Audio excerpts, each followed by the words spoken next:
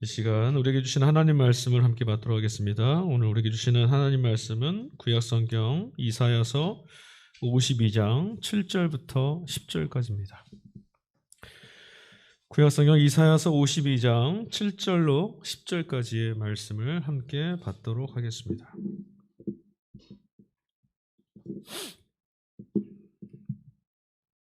찾으신 줄로 믿고 제가 봉독해서 올리겠습니다. 좋은 소식을 전하며 평화를 공포하며 복된 소식을 가져오며 구원을 공포하며 시온을 향하여 이르기를 내 하나님이 통치하신다 하는 자의 산을 넘는 발이 어찌 그리 아름다운가. 내 파수꾼들의 소리로다. 그들이 소리를 높여 일제히 노래하니 이는 여호와께서 시온으로 돌아오실 때에 그들의 눈이 마주 보리로다. 너 예루살렘의 황폐한 곳들아, 기쁜 소리를 내어 함께 노래할지어다. 이는 여호와께서 그의 백성을 위로하셨고 예루살렘을 구속하셨음이라. 여호와께서 열방의 목전에서 그의 거룩한 팔을 나타내셨으므로 땅끝까지도 우리 모두 하나님의 구원을 보았도다. 아멘. 할렐루야. 우리 이렇게 또 인사할까요? 메리 크리스마스. 주님이 이 땅에 오셨습니다. 아멘. 어둠의 땅 가운데 하나님의 아들이 우리를 찾아오셨습니다. 예수 그리스도께서 탄생하신 이 축일, 성탄의 이 아침, 온 땅을 덮고 있는 어둠이 하나님의 은총의 빛 가운데에 사라지고 하나님의 구원의 역사가 우리 가운데 이루어질 줄로 믿습니다. 그 기쁨이 우리 모두의 영혼을 채우고 노래를 잃어버리고 찬양을 잃어버린 이 세대 가운데 하늘을 바라보며 기쁨의 찬가를 올릴 수 있는 그런 예배의 자리가 회복될 수 있기를 주의 이름으로 간절히 축원합니다. 성탄절 이 아침을 준비하면서 마음이 참 먹먹했었습니다. 만나는 이들, 지나치는 분들과 인사를 나눌 때면 어저께까지 이렇게 말했었어요. 많은 이야기를 하다가 마지막 마칠 때 도대체 이런 성탄은 태어나서 처음 봅니다. 어렸을 때부터 성탄은 참 기대가 있었던 날이었거든요. 산타 할아버지가 선물을 주실 거라는 기대감도 있었고 그날만큼은 맛있는 것들이 집에 가득했고요. 교회에 가면 저희가 주인공이었어요. 교회 학교 아이들을 교회에서 얼마나 아름답게 또 대접하고 예수님의 생신인데 예수님의 생신인지 우리 교회 학교 친구들이 뭐 어떤 행사의 날인지 모를 만큼 행복한 날이었죠.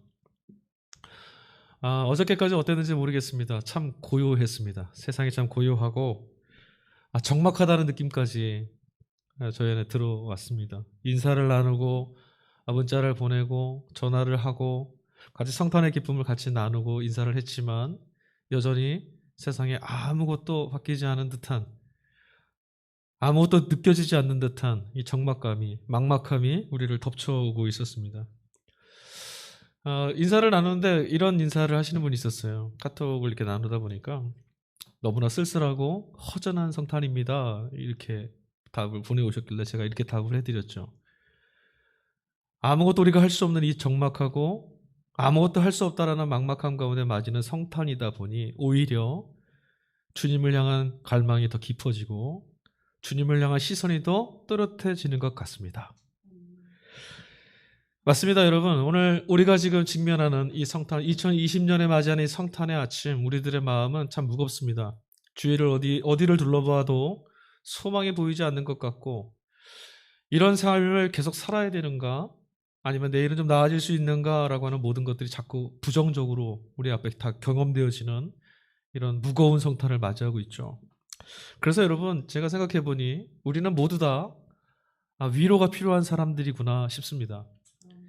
뭐 저나 없이 너나 없이 성공하고 잘나고 기쁘고 축하하고 나누고 많은 것들을 이야기하고 달려가고는 있지만 따지고 보니까 우린 참 서글픈 존재들이더라고요. 한 분과 이야기를 나누다가 그런 생각했어요. 오랜만에 좀 마주쳐서 만나서 같이 좀 인사를 나누다가 이렇게 얼굴을 보니 참 좋습니다. 예, 손을 잡고 악수를 하는데 왜 이렇게 눈물이 핑 도는지 모르겠더라고요. 그러면서 그런 얘기를 했어요. 이런 날이 올 줄 몰랐습니다. 네, 맞아요. 우리는 이런 시대가 올 거라고 아무도 예상하지 못했었어요.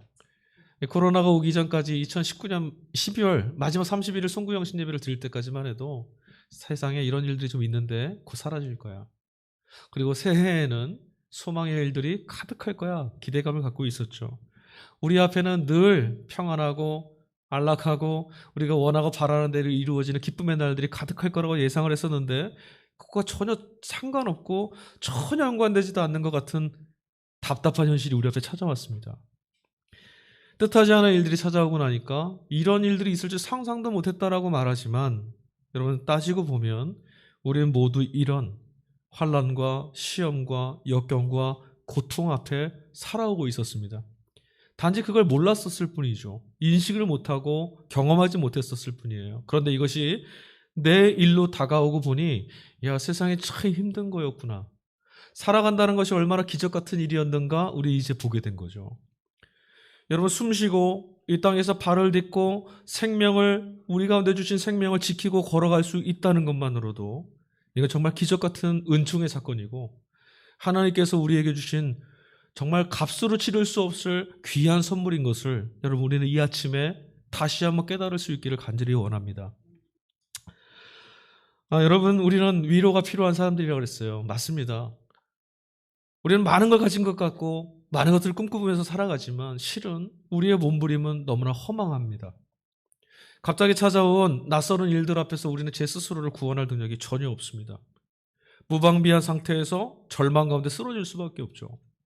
옆에 있는 사람들은 그것을 발견하지 못한 이들은 괜찮다, 행복하다, 지금 살만하다 말하고 있는데 나 혼자만 떨어져 죽음 가운데 허무적거리는 것 같은 그런 시간을 보낼 때도 있어요. 그러나 모두 다 실존적으로 똑같다라는 거예요. 왜? 죽음이 우리 앞을 지금 지키고 있거든요. 그것을 모두 경험한 게 우리가 올해 경험하고 있는 코로나 사건이죠. 따지고 보면 우리는 모두 다 크던 작던 간에 여러 가지 어려움과 시험을 늘 경험합니다. 작은 시험이라 할지라도 뭐 저런 작은 것들을 뭐 이런 걸 가지고 고민을 하고 하느냐 하지만 정작 본인에게는 정작 그 당사자에게는 산을 넘는 것보다도 태산을 넘는 것보다도 힘겹고 바다를 건너는 것보다도 두려운 일들이 우리에게 찾아오죠.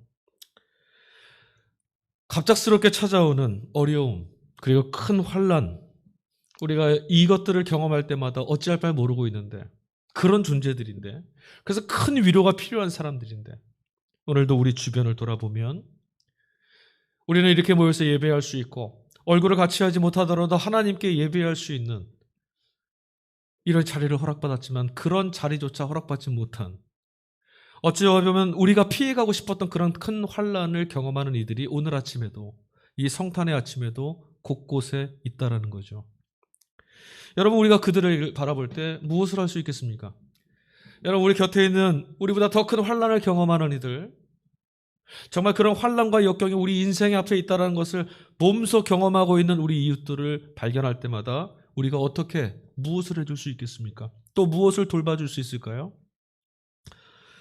여러분 그러나 그들을 바라볼 때마다 안타까운 마음 갖고 또 어찌 돌봐줄 것인가를 긍휼히 여기는 우리이지만 여러분 내심 우리들의 마음 속을 가만히 들여다보면 참으로 민망하기도 해요. 왜 그런가?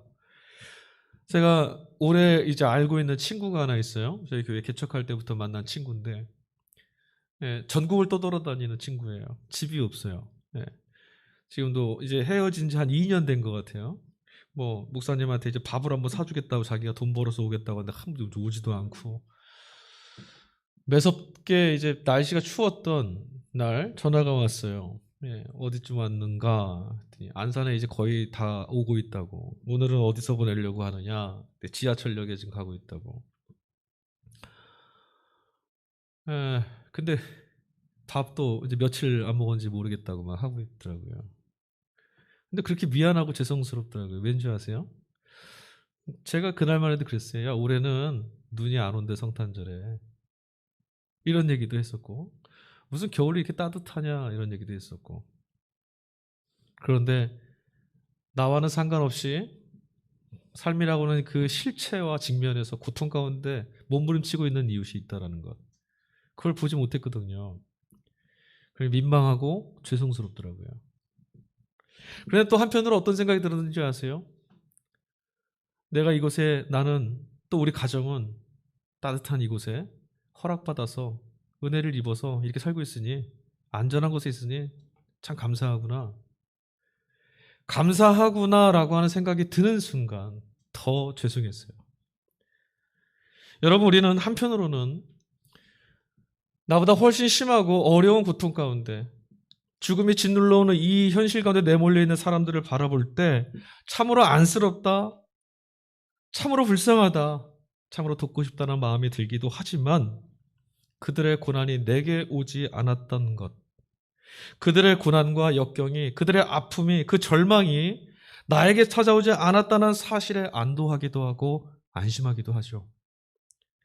나만, 아니 적어도 우리 가족만큼은 그런 어려운 일을 겪지 않게 해달라고, 우리들의 걸음만큼은 좀 형통하게 해달라고 하고 바라는 것이 우리들의 기도입니다.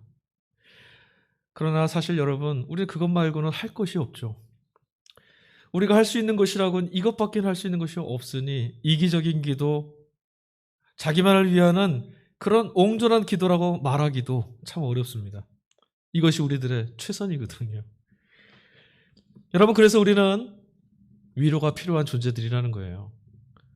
저희나 나나 그들이나 우리들이나 모두 다 위로가 필요한, 짓눌린 삶 가운데 신음하듯 달려가고 있는 그런 불행하고 불쌍한 영혼이라는 것을 우리가 인정하지 않을 수가 없죠. 여러분, 그러나 이런 사실들을 고백하지 못한다면, 우리가 참으로 위로가 필요한 존재들이라는 것을 우리가 깨닫지 못한다면 역설적으로 오늘 우리가 함께 읽은 본문의 말씀처럼 하늘로부터 우리에게 찾아오는 하나님의 위로를 받을 필요도 없게 되는 겁니다. 고난 가운데 내몰리고 위로가 필요한 존재들이기에 들려오는 하나님의 말씀이, 하나님의 위로가 우리 영혼을 따뜻하게 덮여주고 절망과 죽음에서부터 다시 되돌아서 부르시는 하나님을 향하여 다시 올곧은 걸음으로 한 걸음 한 걸음 내디딜 수 있게 되는 거죠. 나는 위로가 필요한 존재라는 것, 여러분 우리는 것을 절실하게 깨달아야 합니다. 그렇지 못하면 위로가 필요 없는 교만한 삶으로 내디딜 수밖에 없게 되는 거예요. 여러분, 성경의 말씀, 그러니까 우리에게 주어진 하나님의 말씀이 있지 않습니까? 성경 말씀의 전체에서 핵심 메시지, 그러니까 하나님이 우리에게 주시는 그 말씀의 내용들의 주제가 뭘까요? 오늘 읽은 이사야서가 포함되는 구약 전체도 우리에게 아주 선명하게 전해주는 그 메시지가 있어요. 핵심 메시지는 바로 자기 백성들을 향하신 하나님의 위로입니다. 위로.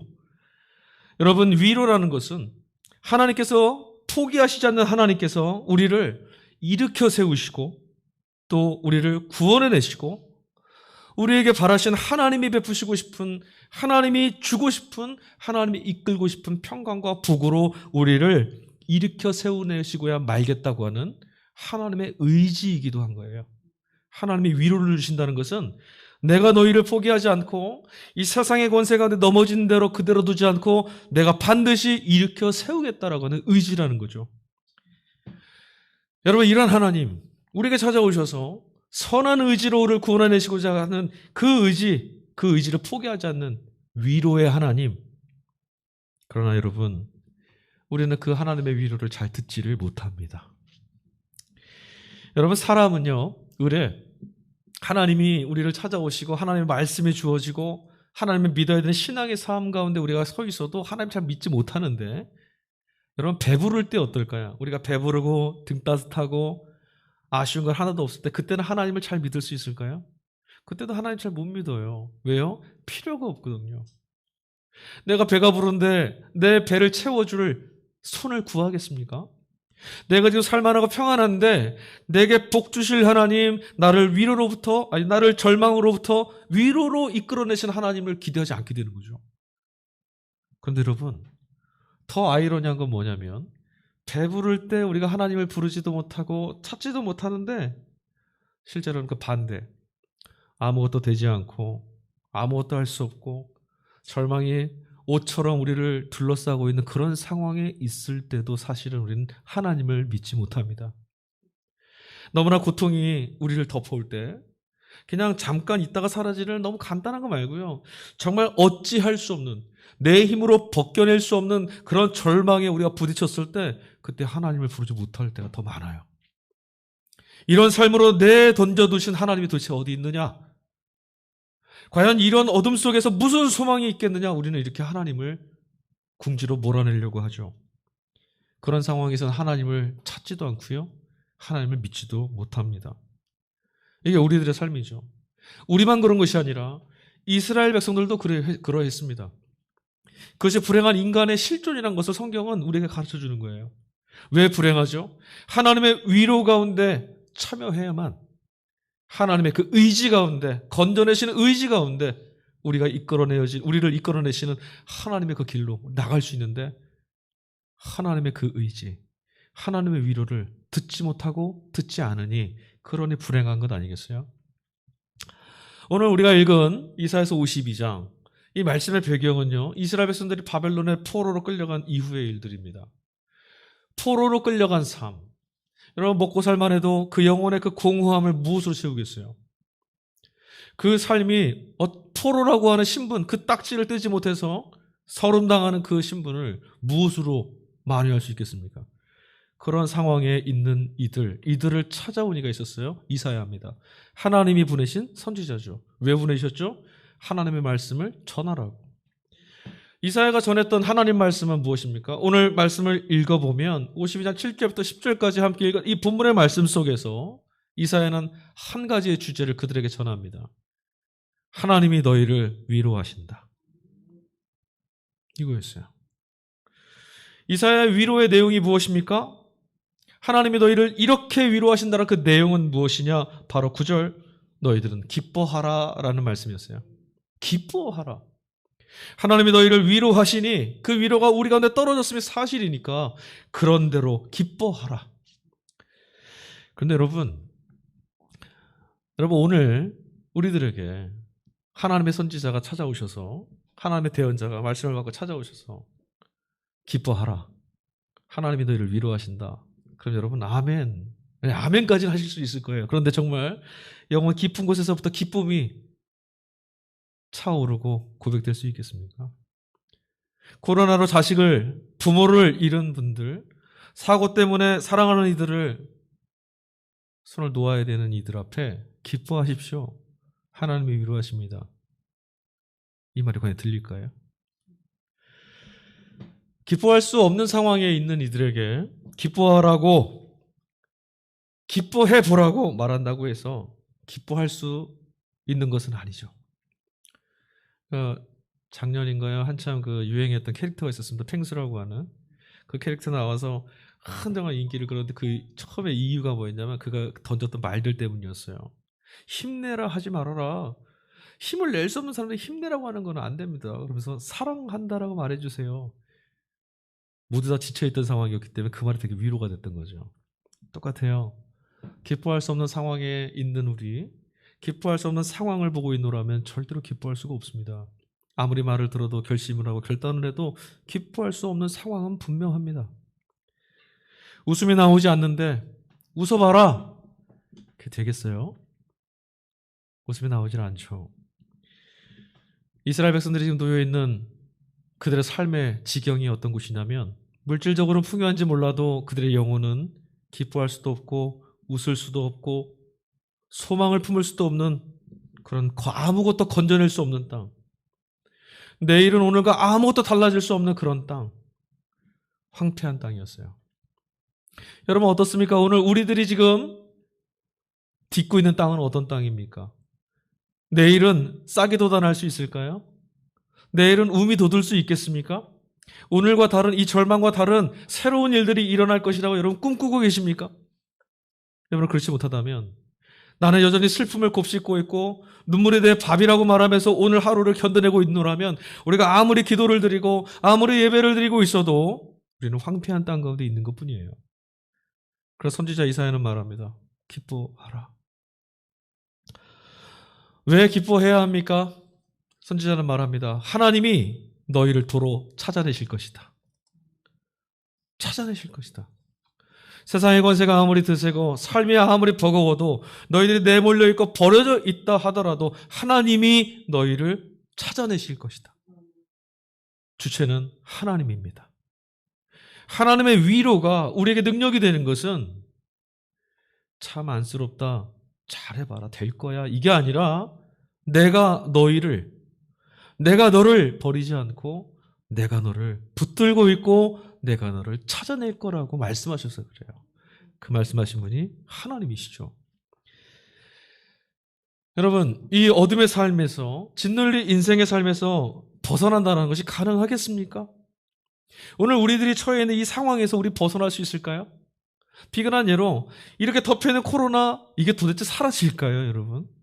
이런 상황에서 두려워하고 절망하고 어느 암울하게 눌려있는 우리들의 이 오늘이 바뀔 수 있겠습니까? 너희 백성을 위로하라 했던 선지자의 말씀이 여러분 쉽게 들리지 않습니다, 우리에게는. 근데 그것도 그럴 만한 거죠. 우리의 오늘은 아무리 생각해봐도 위로받을 수 있을 만한, 변할 수 있을 만한, 하나님이 도로 찾으실 수 있을 만한, 얼어붙은 땅 가운데 우미 돋을 만한 조짐이 아무것도 보이질 않거든요.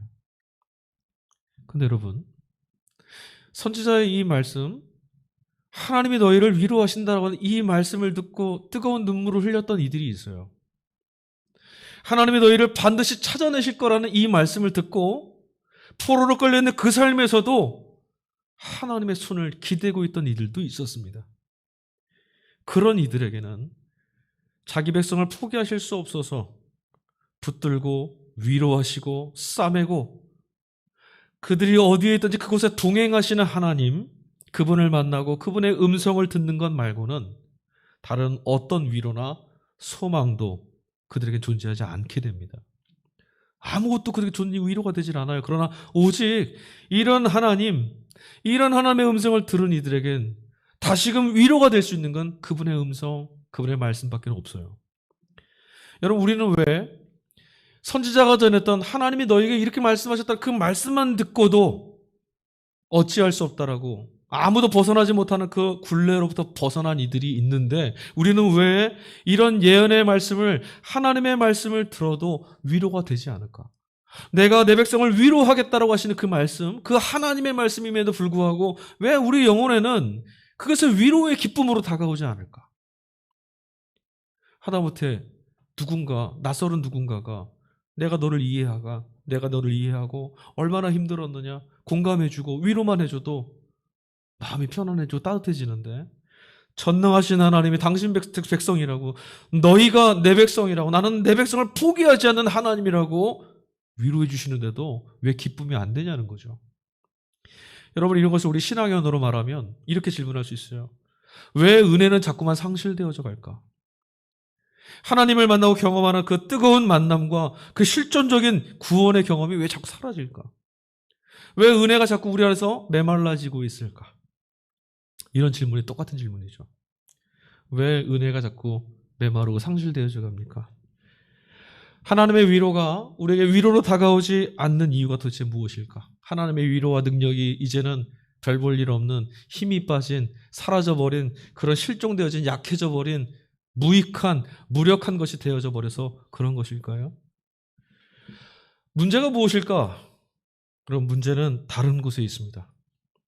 하나님은 보이지 않는 곳에서, 아무도 우리를 돌보지 않을 때, 세상이 보지 못하는 그곳에서 우리 심령과 영혼 가운데 찾아오셔서 우리를 위로하시는 하나님이신데, 보이지 않는 하나님이 아니라 우리는 눈에 보여지는 것에 매몰되어져서 살아가고 있기 때문에 보이지 않는 곳에서 우리를 붙들고 세상에 볼 수 없는 곳에서 우리에게 말씀하신 하나님을 보지도 듣지도 못하게 된 거예요.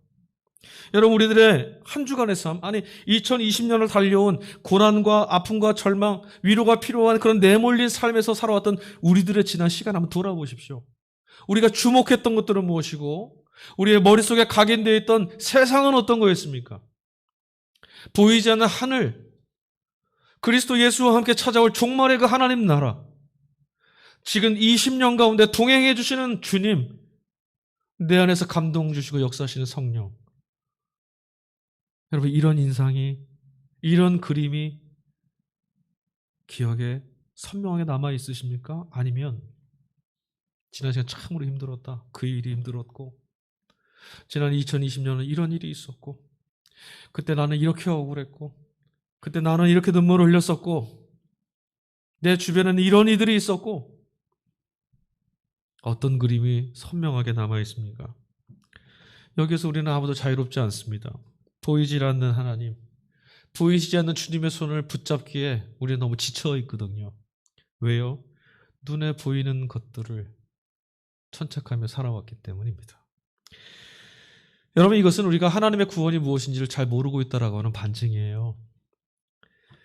여러분, 인류 역사 가운데 하나님이 어떤 분이신지를 아주 선명하게, 아니 가장 잘 이해하고 가장 올곧게 가장 바르게 믿었던 한 사람이 있습니다.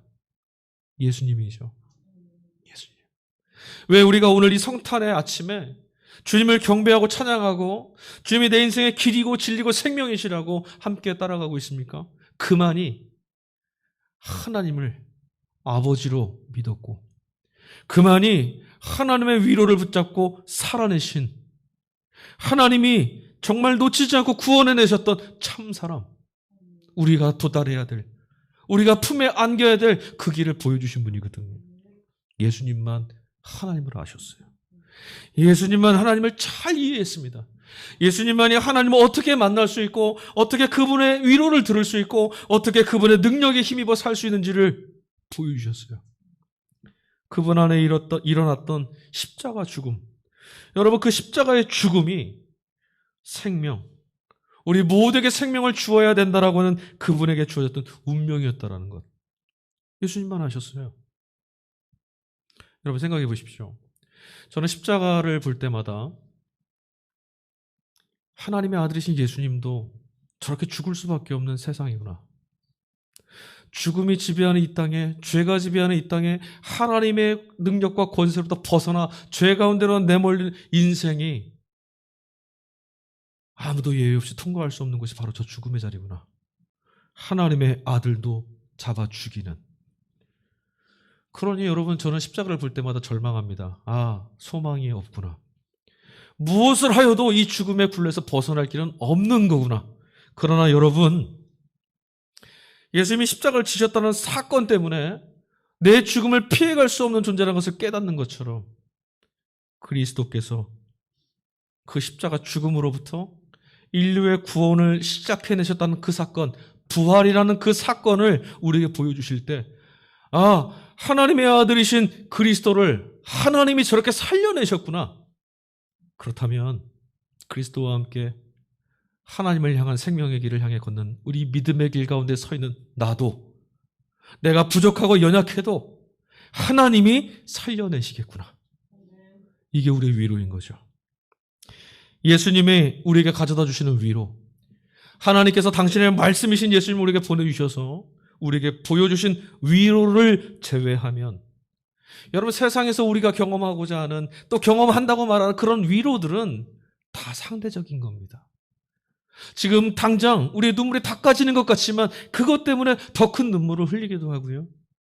지금 위로를 받았다고 말하지만 그것 때문에 더 큰 허무와 절망 가운데 떨어질 때도 있어요. 그러나 예수 그리스도의 십자가 죽음과 그의 부활하심, 여기에서 하나님의 위로를 듣는 이들에게는 세상의 어떤 상황과 어떤 문제 앞에 내몰린다 하더라도 하나님이 우리 손을 붙들고 계신다는 위로를 잃어버리지 않습니다. 아기 예수를 만났던, 성전에서 그 아기 예수를 기다리다 만났던 시므온이라는 사람이 있었습니다. 아기 예수를 받아들고 그가 찬가를 외쳤죠. 하나님을 향해 찬송을 드리고 기쁨의 찬가를 올려드렸습니다.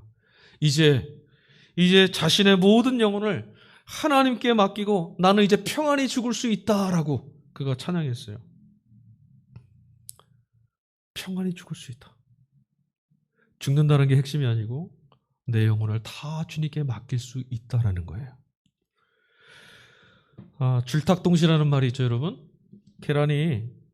달걀이 이제 병아리가 나오기 위해서 깨기 위해서는 그 달걀 안에 있는 병아리가 스스로 부리로 막 쪼아야 됩니다. 그리고 그 깨고 나와야 돼요. 그 깨지 못하면 죽는다고 하더라고요. 그런데 제 힘으로 다 못 깹니다. 그래서 병아리가 균열을 내고 힘을 내서 깰 수 있도록 밖에서 어미닭이 그 계란을 조금씩 쪼아주죠. 하나님의 말씀이 오늘 우리를 찾아왔습니다.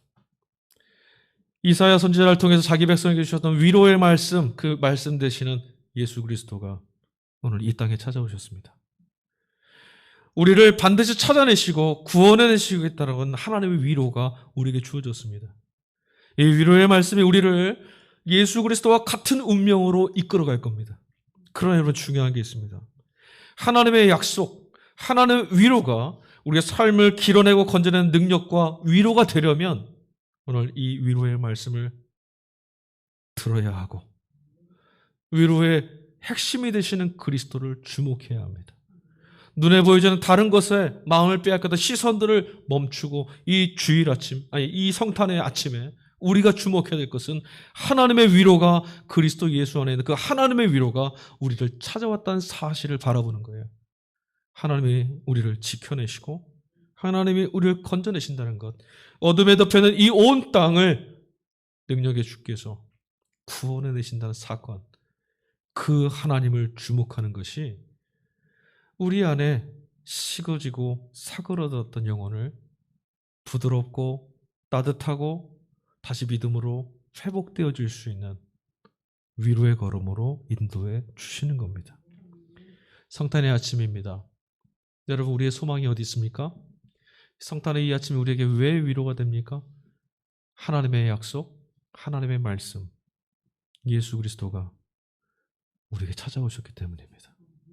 아무도 알지 못해도 그 위로를 만났으니 여러분 오늘 하루 하나님을 보시면서 내게 위로의 말씀으로 찾아오신 예수 그리스도로 인하여서 기쁨의 찬가를 부르시고 우리에게 주어진 우리가 헤쳐나갈 세상이 아닌 하나님이 이루어 가실 세상을 마음에 그려낼 수 있는 믿음의 사람들 되실 수 있기를, 그리고 여러분의 삶을 통해서 절망에 덮인 이 세상, 죽음이 지배하고 있는 이 땅을 뒤흔들고 생명으로 비추어내는 소망의 내일을 우리 다 같이 만날 수 있기를 주님의 이름으로 간절히 축원드립니다.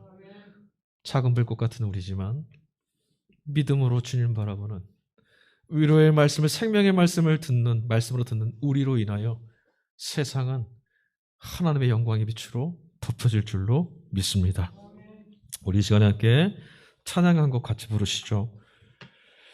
작은 불꽃 하나가 큰 불을 일으키는 것처럼 주님의 사랑 한 번 경험하면 벗어날 수 없는 세상을 덮는 은총의 빛이 됩니다. 우리 같이 이 찬양 함께 부르도록 하겠습니다.